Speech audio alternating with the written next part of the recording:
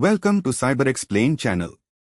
Today we are going to discuss Mastering IAM Auditing and Reporting, your guide to compliance and security. Hey everyone. Welcome back to the channel. Today, we are tackling a super important, but sometimes a bit dry, topic, IAM Auditing and Reporting. Think of it as the superhero sidekick of identity and access management. It's all about making sure our controls are not just set up, but are actually doing their job, keeping our digital kingdom safe and sound. We'll break down why this is so crucial and how to do it effectively. So, grab your favorite beverage and let's dive in. So, why do we even bother with audits? Well, imagine you've built this amazing fortress with gates, guards, and secret passages. That's your IAM.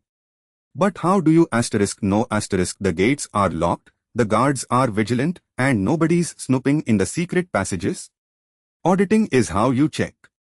It's about verifying that your IAM system's design is sound and that it's actually working as intended. We need to ensure the controls we put in place are effective in reality, not just on paper. This is crucial for compliance and for preventing those nasty security incidents. Okay, so how do we actually do an IAM audit? It starts with a fundamental question: does our organization even have an IAM program? We need to see if there are policies, a strategy for managing risks, and a reference model. This isn't just about tech, we are looking at business objectives, governance, and how well everyone's aligned. It's about understanding the big picture before we get into the nitty-gritty details of controls. Once we know an IAM program exists, the next logical step is to figure out where the biggest risks lie. We need to conduct a thorough risk assessment. This helps us prioritize what needs the most attention. It's like a doctor doing a health checkup. They are looking for potential problems before they become serious. This assessment informs our audit approach and helps us focus our efforts where they'll make the most impact. When we audit IAM, we are not just looking at firewalls and servers. We are examining the entire ecosystem, the people involved, the processes they follow, and the technology that supports them. For example, if a process is manual, we'll look at the training provided to administrators. If it's automated, we check if the system provides feedback on its performance. It's about ensuring all three pieces are working harmoniously and securely.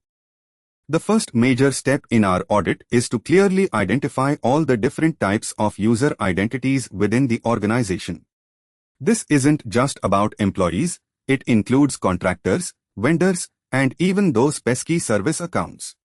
For complex organizations, we need to identify any subgroups within these categories. Think of it like creating an accurate census of everyone and everything that has a digital presence in your company. We also need to understand the entire lifecycle of an identity. This covers everything from how an identity is provisioned when someone joins, how it's administered throughout their tenure, to how it's enforced and eventually deprovisioned when they leave. We'll check the processes, the controls in place at each stage, and the documentation that supports it. If provisioning is manual, what training do folks get? If it's automated, how do we know it's working? Next, we need to know where all this identity information is actually stored. Is it in HR systems, contractor databases, or with third-party providers? We'll identify all these identity repositories. For non-human accounts like service accounts, this can be a bit trickier, but there needs to be a clear methodology for tracking them too. Knowing where the data lives is crucial for securing it. Once we've identified where the identity data resides, we scrutinize the controls protecting it. Are the servers housing this sensitive information secured? What standards are in place? How are these systems managed? Essentially, we are asking if the same rigor applied to financial applications is being used here. And importantly, is access to the IAM tools themselves managed by IAM? Now, let's talk about entitlements, What users are allowed to do. We need to document these carefully. This involves understanding how entitlements are grouped and what specific permissions individuals, devices, service accounts, and batch accounts have. It's about getting a clear picture of the what and who for every single permission granted across the board. Just like identities, entitlements have a life cycle. We need to document this, how entitlements are created, assigned, and, crucially, removed. We'll look for differences between the identity life cycle and the entitlement life cycle. Whether it's a big enterprise with fancy tools or a smaller shop using spreadsheets, someone has to approve access, and we need to ensure that approval happens and is correctly implemented in the system. We need to look at the controls surrounding entitlements. Access approval is a big one here. Is it a straightforward decision in a small company or a complex web in a larger one? We need to ensure that the person approving knows what access the individual actually needs for their job. And finally, are systems configured only after proper approval? These controls are vital for maintaining integrity. Just like identity data, entitlement information lives somewhere. We need to identify these entitlement repositories. These are the systems that enforce access. This might be the application itself or a central authorization system. We need to know where this crucial information is stored and how it's managed, whether it's through a directory, a web access management tool, or something else entirely. And just like with identity repositories, we need to scrutinize the controls for entitlement repositories. The big question, does the system accurately reflect what entitlements should be? We'll be looking for discrepancies. It's about ensuring the configuration of these entitlement systems is secure and aligns with our overall security standards.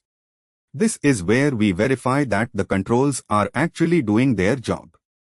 To really know if our IAM efforts are paying off, we need to define key performance indicators, KPIs. These are measurable values that demonstrate how effectively we are achieving key business objectives. For example, a KPI might be the average time it takes to onboard a new employee. Setting these upfront helps us track progress and make data-driven decisions. Without KPIs, it's hard to say if we are actually improving. Now, all that auditing and KPI tracking needs to result in reports.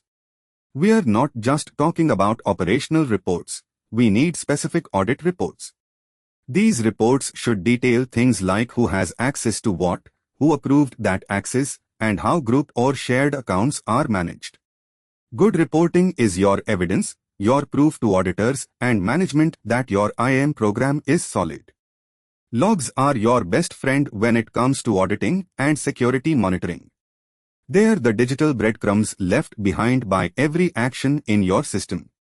We use them to answer critical questions. Is access aligned with approvals? Are users doing what they're supposed to? Are there unusual login attempts or access outside business hours? Logs are essential for detecting anomalies and investigating security incidents. Think of them as the security camera footage for your digital world. Let's paint a picture. Imagine a company gets hit with a regulatory audit. They need to prove who approved Ali's access to sensitive customer data a year ago. But their process was shaky. Maybe it was a quick email that got lost, or a manager just verbally okayed it. They can't produce the required documentation, and boom. Non-compliance finding. This is a common nightmare, and it highlights why solid auditing and reporting are non-negotiable. So, how often should these audits happen? It really depends on the risk. We usually figure this out as part of the annual audit planning, which comes from an overall risk assessment. High-risk areas need more frequent attention. It's not a one-size-fits-all approach. We prioritize based on where the biggest threats are lurking. This helps us allocate our resources effectively. When we conduct an audit, what exactly are we looking at? We'll re-examine the design and documentation of our IAM processes. We'll check if they're actually working in practice. We'll also look at the provisioning process, examining a sample of user accounts. And, of course, we'll assess how effectively our IAM controls are being enforced and how well administrative activities are managed. Access review, or recertification, is a critical piece of the puzzle. It's where we periodically ask business stakeholders, like managers or application owners, to confirm that the access people have is still appropriate. This is crucial because job roles change, people move around, and access that was once needed might now be a security risk. It's like a regular health check for user permissions. Before you can review access, you need to know what access exists. This discovery phase involves gathering entitlement data from all your systems and applications. Ideally, this is automated and happens regularly, not just a one-off task. We also need to make sure the technical data is translated into something understandable for the reviewers, like clear descriptions of roles and permissions. Who should be doing the reviewing? Often, it's the user's direct manager, as they best understand their team's needs. Application or data owners are also key, as they know who should have access to their specific resources. Sometimes, security officers review high-risk entitlements. Choosing the right people is essential for an effective review process. How often should these reviews happen, and what exactly are we reviewing? The frequency often depends on the risk associated with the entitlement. We might review employment status quarterly, look at roles more broadly, or dive into specific granular entitlements. Not every single permission needs the same level of scrutiny. We need to determine which entitlements warrant a review based on the business risk they represent. So, what happens when a reviewer flags an entitlement as inappropriate or no longer needed? This is a crucial part of the process. Does it automatically trigger a work order in your IT ticketing system? Does it directly revoke access? Or does it require further review? Having a defined process for handling these exceptions is vital to ensure access is promptly and correctly adjusted. To make access recertification effective, there are some best practices we should all follow. Clean up entitlements before defining roles, it makes things clearer. Extract entitlement data regularly, give entitlements clear, business-friendly descriptions, and have reviewers approve roles instead of every single granular permission. For large apps, let managers review their teams. For small ones, app owners can step in. Account reconciliation is the ultimate check. Does the actual access people have match what was approved ? This is where we verify that everything is in sync. We need processes that are repeatable and reliable, not just a rubber stamp review where someone just signs off without really looking. The goal is to ensure logical access controls are improving over time. How often should reconciliation happen? Many do it semi-annually, but with automation, it can be much more frequent, even daily, with exceptions automatically handled or flagged. And how do we handle it? Do we just log it? Does the system automatically correct discrepancies? Do we identify the root cause of any unauthorized changes? These are the tough questions we need to answer to ensure our reconciliation is robust. Let's talk tools. To really mature your IAM program, you'll want to leverage commercially available products with automation features. These tools can automate a huge chunk of provisioning, enforcement, and reporting. They can range from simple, easy-to-use applications for smaller teams to complex, customizable solutions for enterprise giants. They're the workhorses that make auditing and reporting much more manageable. It's crucial that IT understands why these tools are being used and how they support business needs. Its job is to install and maintain these tools effectively. Whether it's generating access request forms, routing them, performing segregation of duties checks, or communicating identity changes, IT tools are essential facilitators. They help streamline processes and provide the evidence needed for audits. The advantages of using IT tools in IAM are pretty clear. We get faster response times, easily retrievable evidence for audits, that's a big one, automated workflows for approvals and communication, and better management of vast amounts of data. Plus, we can centrally administer and monitor everything. It just makes life so much easier and the processes more robust. But it's not all sunshine and rainbows. Some disadvantages can creep in. We might see a lack of ownership if it's unclear who's responsible for a tool. Or, the tools might just not be the right fit for the organization's size or complexity. It's important to choose wisely and ensure there's clear accountability for maintaining and using these powerful IAM tools effectively. To wrap things up, let's touch on IAM protocols. These are like the standardized languages that allow different systems to communicate securely when it comes to authentication and authorization. Think of protocols like LDAP, SAML, OAuth, and Kerberos. They ensure that when a user tries to access something, their identity is verified correctly and they're granted the right level of access. They are foundational for secure interactions. And of course, we can't talk about modern IAM without mentioning the cloud. Cloud platforms have their own integrated IAM solutions. We need to understand how these work, what granular controls are available, and how user lifecycle management functions in that environment. FIDO2 and out-of-band authentication are becoming really important here for strong, passwordless verification. Middleware is like the unsung hero in cloud environments. It's the software that connects all the different cloud applications, services, and infrastructure. For IAM, middleware can simplify authentication and access across many cloud apps, acting as an intermediary. This ensures a seamless user experience and helps maintain security when users move between different services, minimizing the need for repeated logins. So, we've covered a lot today. From the fundamental why of auditing to the how of reviews, reconciliation, and leveraging tools and protocols.